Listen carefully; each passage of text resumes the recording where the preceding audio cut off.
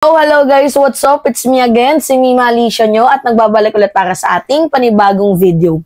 So, literal nga po mga minamahal na forgive but not forget itong ginawa ni General Torre. Alam nyo ba kung bakit mga minamahal?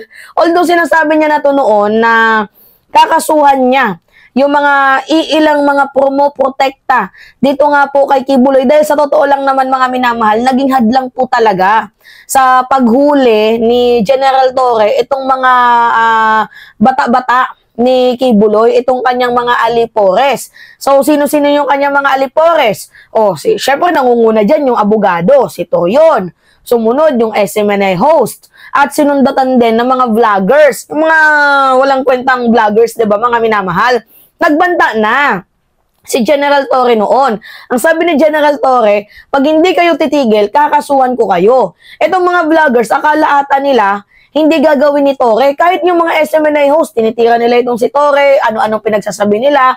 Although matagal nang nahuli, diba si Kibuloy, pero ito yung nangyari mga minamahal. Ito na, pinursyo nga po ni General Torre ang pagkaso sa mga taong ito, yung mga humadlang mga minamahal, doon nga po sa paghahanap dito nga sa pugante na si Kibuloy. Kumbaga, nag-ipon lang ng ebidensya itong si General Torre. Tapos pinahupa ang sitwasyon. At ngayon, sa kalmadong sitwasyon, dito po tumira itong si General Torre. Which is maganda to mga minamahal para nang hindi na po pamarisan. Dahil hindi tama yung kanilang ginagawa. Dahil kung pababayaan lang ito ni General Torre, itong ginagawa ng SMNI host, ng abogado ni Kibuloy, also yung mga vlogger na pasaway, uulit-ulitin nila ito pero sa ibang tao na. Same scenario din yung gagawin nila. Kaya mabuti na't habang maaga pa, ito ay hindi na pamarisan.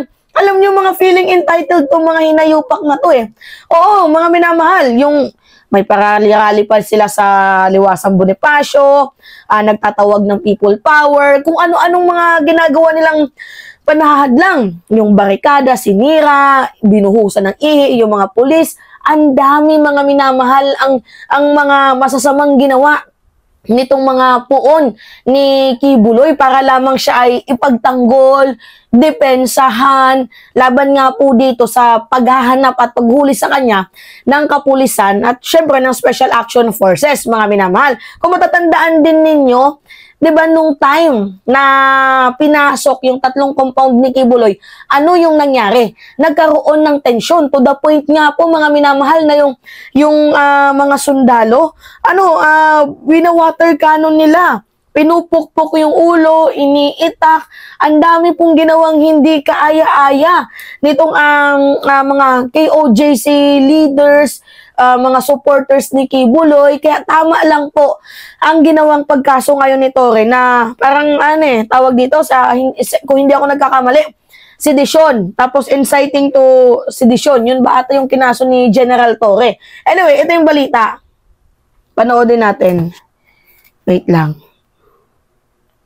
Nakita nyo naman, the government is serving a warrant of arrest against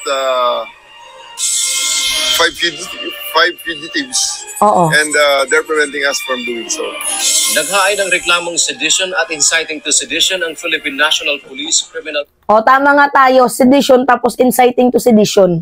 Investigation and Detection Group o PNP-CIDG laban kay Attorney Israelito Torion, abogado ng religious leader na si Apollo Kibuloy. Ito ay sa pangunguna ni PNP-CIDG Chief Police Brigadier General Nicolas Torre III sa Department of Justice o DOJ kaninang umaga. Kasama rin sa mga respondent o inirereklamo ang SMNI hosts na sina Lorraine Badoy, Jeffrey Eric Celis, isang kilalang vlogger at 8 iba pa. Isang kilalang vlogger at 8 iba pa. Sino kaya yung isang kilalang vlogger? So, merong isang kilalang vlogger, tapos meron pang 8 na kinasuhan. So, sino kaya yun? So, alam naman natin kung sino yung nagtatanggol doon, mga minamahal. Sabi ko na sa inyo, natiktikan na dati, yan si Byron Cristobal. Si Bugaw, si Banat Bay, natiktikan na yan noon, mga minamahal. So basically, ang mangyayari ngayon, naku, dalawa na yung kaso ni Banat ba, yung mga minamahal. May kaso na kay Trillanes, may kaso pa kay General Torre. Talagang literal na hindi talaga dapat pamarisan. So, naku, patay ka. Patay kang bata ka. Masyado ka kasing magulo. Masyado ka kasing hindi sumusunod sa batas. Vlogger ka lang naman. Pwede ka naman mag-vlog ng opinion mo. Pwede ka mag-vlog ng saloobin mo. Pero yung the way na pupunta ka on the grounds, mangunguna ka sa mga rally-rally, hindi tama yun. Kaya hindi ka na dapat pamarisan. Isama mo na din yung kapatid mo. Diba? Isama mo na din yung mga alipores mo na sumusunod sa'yo na kapag, rally tayo, doon tayo sa EDSA. Yung mga ganun-ganun, mga minamahal, dapat isama yan.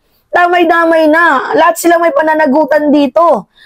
Sabi pa nga sa kanyang vlog, no one is above the law. Yung kanyang cover. O ngayon, talagang literal na no one is above the law. Dahil ikaw ang nasasakdal dito. O anyway, continue tayo. Ayon kay General Torre, dahil ito sa pagpigil ng mga respondents sa mga otoridad sa pagtupad ng kanilang tungkulin. At isa pa mga minamahal, yung pagtuturo nila ng maling direksyon, pwede din yun. Oo, naging reason. Maliban sa kanilang naging approach, yung pagtuturo din nila mga minamahal ng maling direksyon. Diba? Sa pagsisilbi ng warrant of arrest kay Kibuloy, partikular ang pagpasok sa KOJC compound. Nagkaroon din ng tensyon sa pagitan ng mga otoridad at mga miyembro ni Kibuloy. Oh, yan o. Well, that will be threshed out na sa ating formal investigation, ano? Pero initially, ang mga in-allege namin doon, ang kanilang mga ginawa, like calling on the people to rise against the government, to prevent the police from serving the warrant of arrest, and many others.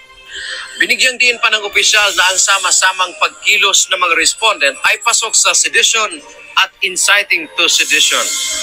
Naniniwala ang PNP-CIDG na lalabas naman ang lahat kapag nagkaroon na ng formal na investigasyon.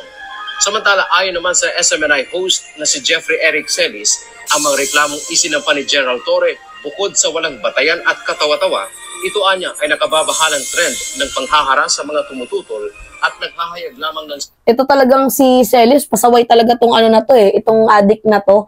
Mga minamahal, hindi po to yung NPA na tinutukoy, hindi. Nagpapanggap lang yan siya mga minamahal, pero totoo addict to, nasa narcolis to. Di umano. Aloobin. Dagdag pa nito, ang reklamo na siya umano ay nakisali sa pagkilos upang sirain ang national stability ay malinaw na exaggerated at taliwas sa tunay na malayang pananalita at pagpapahayag sa isang demokratikong bansa. Sinisikap ng UNTV News na kunan ng reaksyon sina Badoy at Attorney Torion hinggil dito pero wala pa silang tugon.